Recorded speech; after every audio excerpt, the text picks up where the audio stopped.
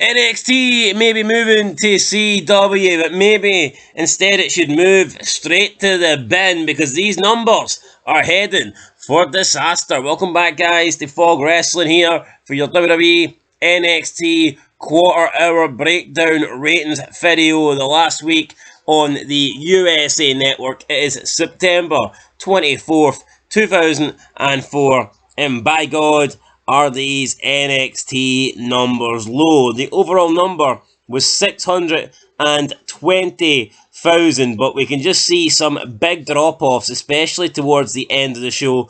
Honestly, can't say I'm surprised. You put that crap on and you expect people to care. We're told that Giulia is a megastar. Well, she's not. She's a mega fail. She's dropped the ball big time here. Roxanne Perez can't cut promos. Giulia can't speak English. And then you throw in Stephanie Fakir to the mix. Your odds of producing a good overrun drastically go down. I wish we had Scott Steiner. We don't have Scott Steiner, but we do have Big Stevie Cool in the house here.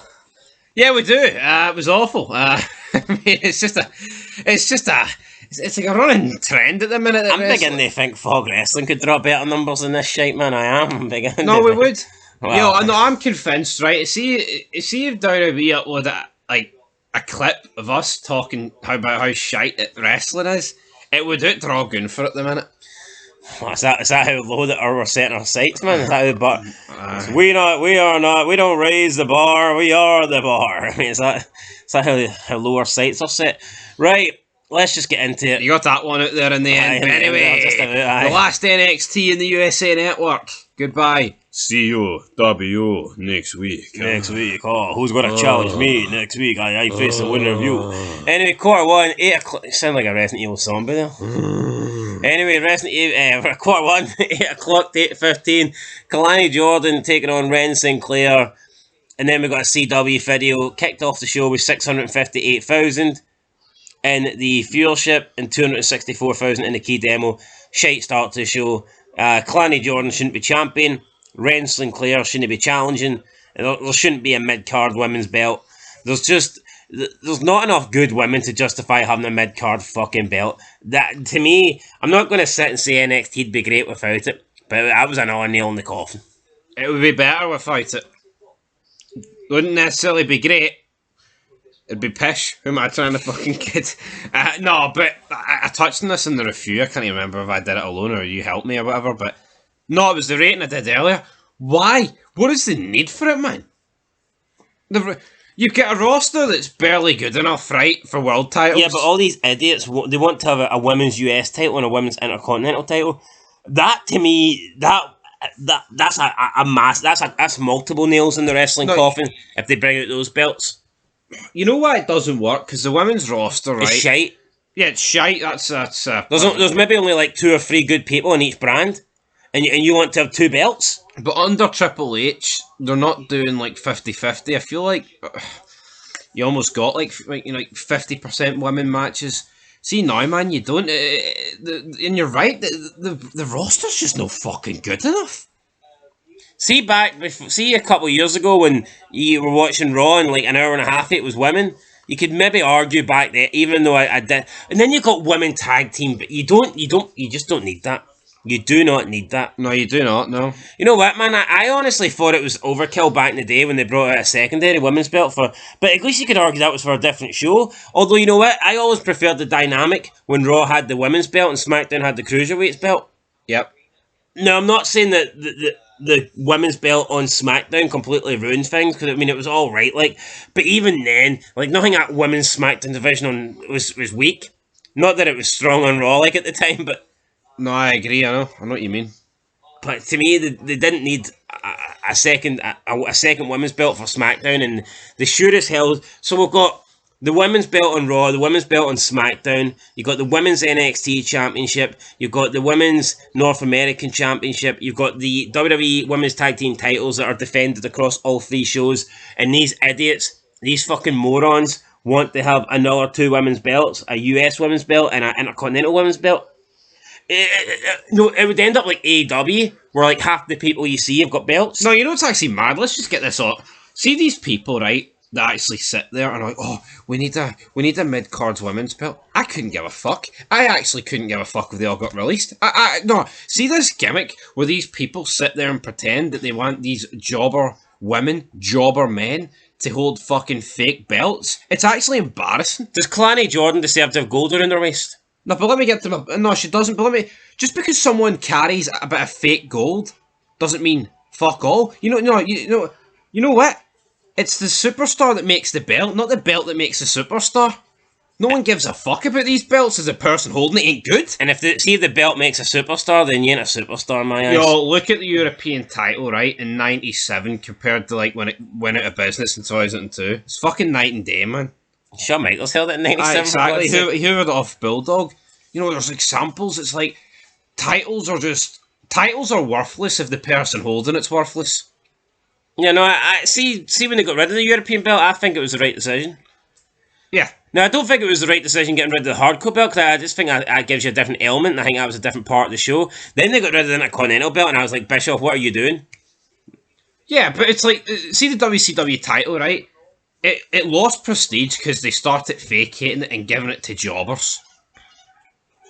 The belt itself didn't lose prestige, it's the people who had it had nothing. Yeah, and then the day, you slap that belt on Del Rio, I mean, what does it matter, Dolph Ziggler? You know, we always talk about people, Braun Breaker should win the belt, or give the belt to LA Knight. The reason why we say it isn't because they need the belt, it's more because, well, they're better than the guy that's got it. Aye. I see these people that are advocating for all these fucking jobbers to win belts. It's fake. See, to me, AEW's got 1 million belts. Kalani Jordan versus Ren Sinclair's a throwaway match. That's not a title match. No. But the title was on the line here. Quarter 2, 8:15 to 8:30 p.m. Ethan Page press conference. Trick Williams and CM Punk backstage. Grayson Waller, Austin Theory, Axiom, Nathan Fraser. Live promo. This went up 2% in viewership to 668,000 and up 9% in the key demo to 287,000. So there you go. CM Punk there sneaked in backstage. Done hee-haw for the ratings. I mean, it went up 10,000, but really, is that what we're gonna? Is that where we're gonna hold our hat? I mean, maybe they tuned in for quarter 3 because that went up quite a bit. But yeah, let's get into it. Quarter 3, 8:30 to 8:45 p.m. Lexi King and Oro Mensah backstage. We've got Trick Williams. No, we've got Ashanti Adonis, and Brindley Reese and Carmen Petrovich and Tatum Paxley. And then we get Hank. These rock stars. Then we get Hank and Tank versus the OC. Then Siobhan Evans and Cedric Alexander with A-Town Down Under backstage. This went up 5% to 700,000. Also went up 6% in the key demo to 303,000.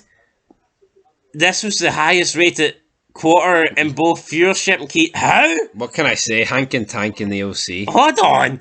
Let's go through these names again. Oh. Lexi King, Oro Mensah, Ashanti Adonis, Brindley Reese, Carmen Petrovich, Tatum Paxley, Hank and Tank, the OC, Siobhan Evans, Cedric Alexander, A-Town Down Under. How the fuck is that getting best viewership and best key demo? I'm baffled. I have no idea. Alright, going to quarter 4, 8:45 to 9 p.m. Lexis King versus Oro Mensah. Down 7% in the viewership and down 9% in the key demo. What's this tell you? Nobody gives a shit about Lexis King versus Oro Mensah. And it lasted the full 15 minutes. Absolutely. Lexis King, or as you would say, Lexi's King. Guy's garbage, man. His dead father, that's been dead 27 years, is more over than him. He should just bring out a gun next week or something. I don't know. No, but he needs to bring the Pillman name back. I'm all from trying to make a name for yourself, but see if you suck, then you should just cling on to your father's name. Yeah. It is what it is. You know what? Why not have this guy take a gun to Austin's ranch and have Austin just shoot him or something? I could do that. Quarter 5, 9 o'clock to 9:15. Tony D and the family backstage. Then we get Ridge Holland versus Riley Osborne. Then a Miz video. Down 2% to 640,000 and down 4% in the key demo. Quarter 6, and I tell you what, that was top of the hour as well. And you got a bit, you know what I mean, downcrease in both. The family's dead. Quarter 6, 9:15 to 9:30 p.m. We got the Obavemi presser. Wes Lee, Zachary Went, split screen. NXT on USA highlights.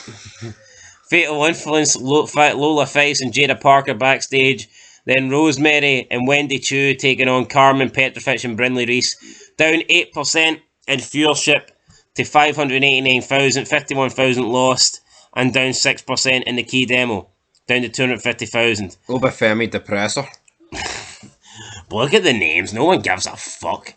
No, it's just Oh, it's Rosemary for TNA. Fuck it, click. See that noise that Punk said was Kevin Nash's knees? He was lying. It's actually people tuning out to NXT. See these fucking marks, man. They would actually like prefer Rosemary appearing in NXT than like 15 years ago. Oh, we don't want the main event mafia coming to WWE. Fucking Main event mafia. Anyway, quarter 7, 9:30 to 9:45. Ethan Page and CM Punk backstage. Fatal Influence. Lola Face, Parker presser. I mean, all these pressers just awful. It's pish, man. All these fucking nerds asking them fake ass questions. Oh, do you think you can take the challenge for them and win the belt? Cedric Alexander and Siobhan Evans versus A-Town Down Under. 1% increase here. I mean, CM Punk has got increases in his both quarters, but I mean, we're talking 4,000 viewers going up. It's hard. Who are they kidding? Wrestling's fucking shit. It's fucking pish. Why can't they give me on a presser? Oh, CM Punk, man, he's bringing in about 4,000 a quarter. Jesus Christ. What's happened? The guy was bringing in 400,000 when he came back. What has happened here? Now he's bringing in 4,000. No, see, wrestling's contagious, man. It just turns everything connected to it to shite. Including us. It is, man, it's killing. Punk's legacy would have been better if he didn't come back. I'm convinced. Yeah. No, I tell you what, Chris Benoit's got a better legacy than what would have happened if he lived. Aye, because WWE would have just ruined him. Aye. At least Benoit went out on his own accords, you know. He ruined himself, like, but I mean... right. We're off the rails here.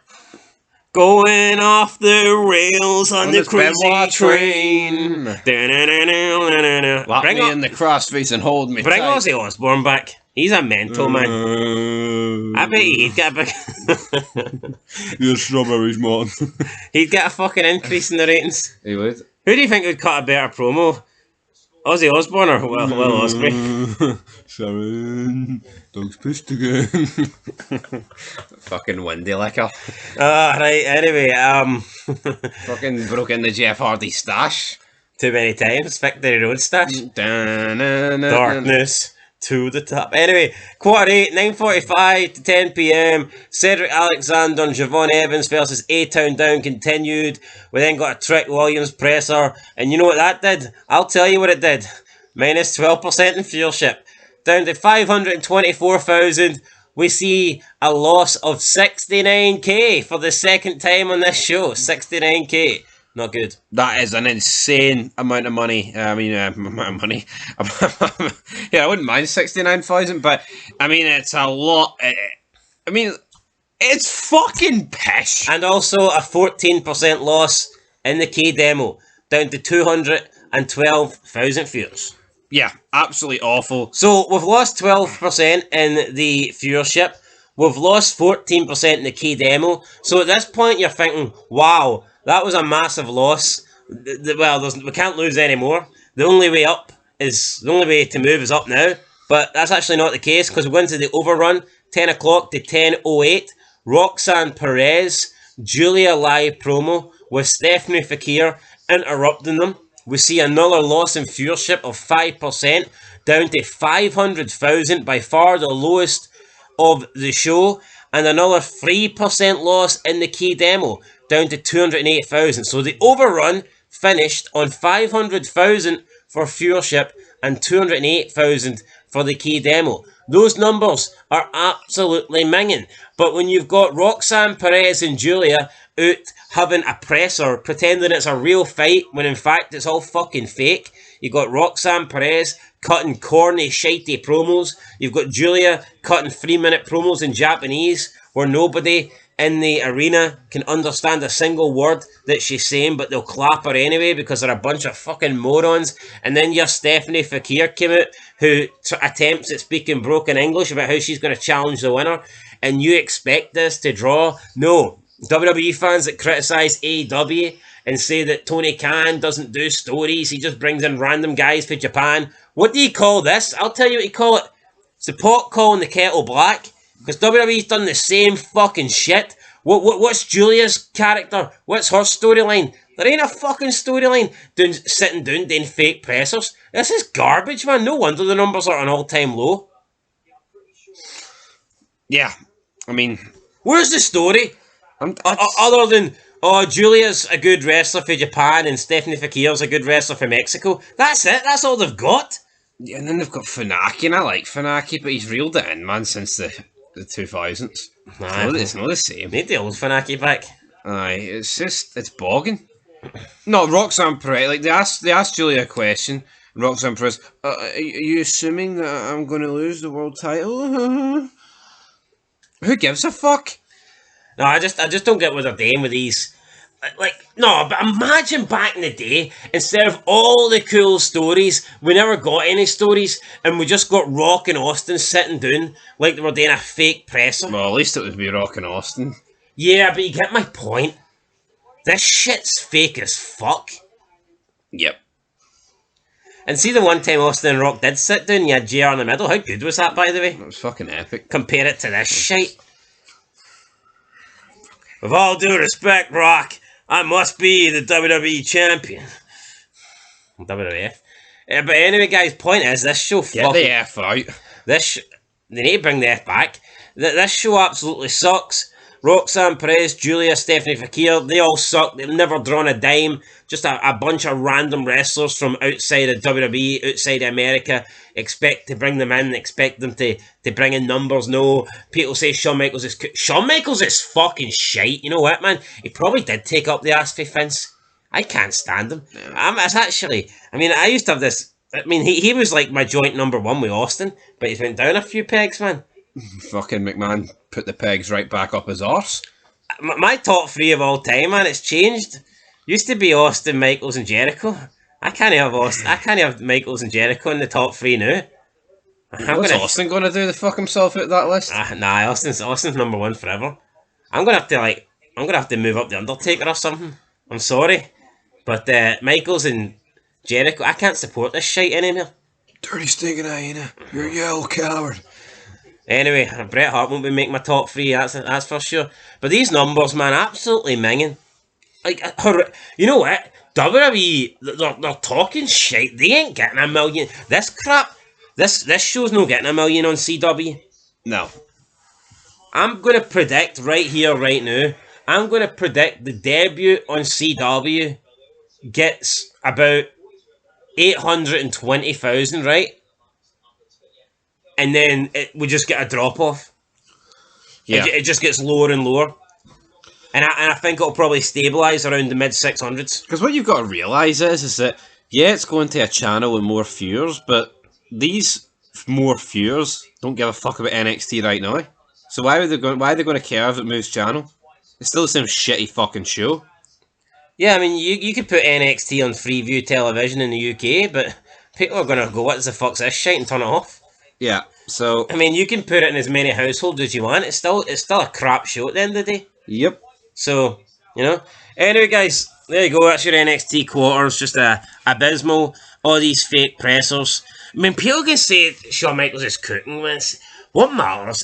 The ratings do matter, right? And obviously they suck. So, I mean, who cares? But... Oh, he brought in someone from Mexico. Oh, you know, like, fuck off. I know. Who cares? Oh, Julia from Japan. No one fucking knows who she is. No one cares who she is. Orderly. Just as crap, man. It's absolutely crap. It's hit a breaking point. I'm fucking depressed talking about this shite, man. It's not worth my time of day. I'm going to retire for talking about this. It's pish. It's the same fucking shit every fit. I will never retire. Woo! Anyway, guys, that's it, man. I want to retire. Till next time. Peace.